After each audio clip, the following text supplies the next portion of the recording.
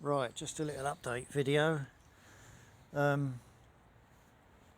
got a bigger, I've junked, or not junked, I've got rid of the little 9 amp hour battery that sat in there that wouldn't spin this engine over for love nor money. I've got a bigger car battery in the boot of this behind the seat with a cutout isolator switch. I've got new earth cable to the frame, much thicker positive cable going to the starter solenoid, which is under there, and because it's quite a bit thicker than the old one, it wouldn't go through that grommet under there. I've got to tidy this wire out. I just wired something in the other day just quickly. So now I've got a piece of copper buzz bar bolted to the starter solenoid. It runs along the side here. It's all insulated and it bolts to the, I've crimped a connection onto the end of this thicker cable, and that's bolted to the buzz bar. It doesn't rub, it doesn't vibrate. So that's the starter motor solenoid sorted. I've got I saw online an American chap, he's got some old toolboxes bolted to his frame with Munson rings. So I've got a couple of Munson rings on the frame. It's very secure. And inside I've got my fuse box now, indicator relay, that's the ignition circuit. I went out for a ride a couple of weeks ago. That was the only wire that wasn't fused. All the rest are coming off this fuse box. That is now the wire for the coil. No, it isn't. For the Boyer Branston. I found this in my garage. I've had it about 25 years, must have. It's an inductive discharge little boxy thing, and it takes all the power away from the points so that your points last much longer, so there's no spark, there's no arc in between them when they're firing. It gives the capacitor and the points an easier life, and it's got a little timing light and a little power light that show up there, waterproof ignition switch, flash relay, as I said, blah de blah, all the stuff's in the little box. It lives there. That's in the side. That's a new regulator rectifier, adjustable. There's a little screw underneath. So I've moved it from up there because it was all messy. I've rewired it, stuck it there. I'm going to try and fit the original BM airbox. See if that fits in. If it does, I'm going to have to move this again, but I'll probably have it running up along the frame and have the buzz bar. I'll just file out a little bit of this cover and have the buzz bar coming up and then bend it, because it's copper. As long as it's all insulated and it's not actually rubbing and vibrating, it should be good on there. New coil, Everlast coil, 3 ohm, because the Russian one, where is it?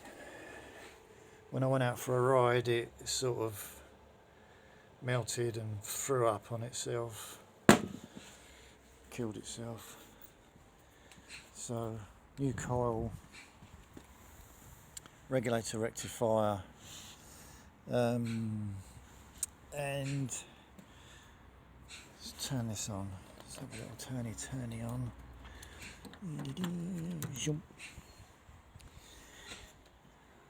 Got a little USB charger and it tells me the voltage. I took out the old ignition switch, drilled all that and filed it all out, so I've got a BMW rev counter.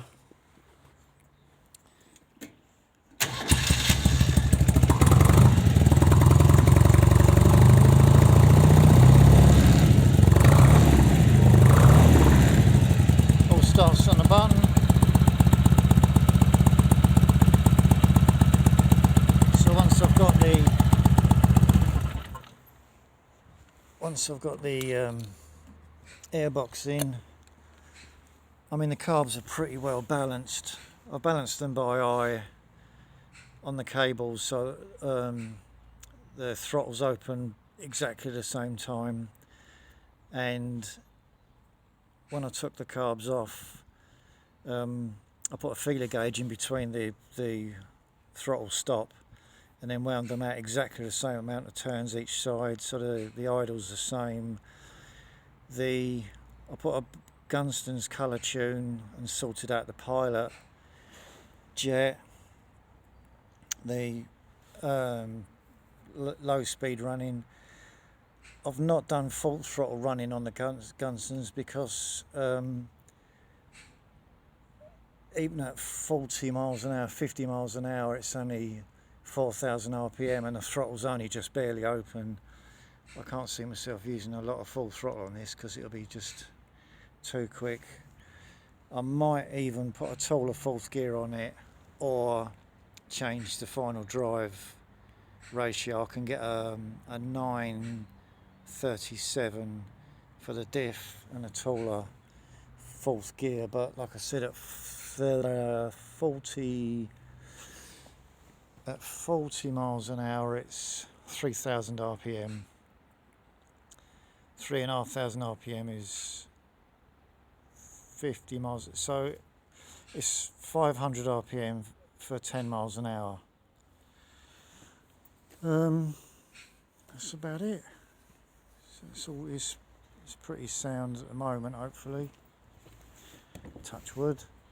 After my little fire, what it did, it burnt all this wiring out. There's little flames coming out from the ignition, because this is the kill switch, loom kill switch. So I rewired all of that. The points are new, the condenser's new. It melted the points, the little where the plate comes out at the bottom of the points. I don't know if I've still got it. Bag. I'll just sort through some shite. Oh, did I put them back in the box? Put them back in the box somewhere. Licorice all sorts, obviously. What is that? Where is that? But the bottom of the points, where the lead has got like a clip on it. Here they are. I took the this wire was all melted after it all shorted out and was nasty, but this little business here, you can see it's all melted, and it was even stopping the points opening. The little white bit in the middle there I cut down because it was actually stopping the points opening. So in there it's obviously earth shorting out,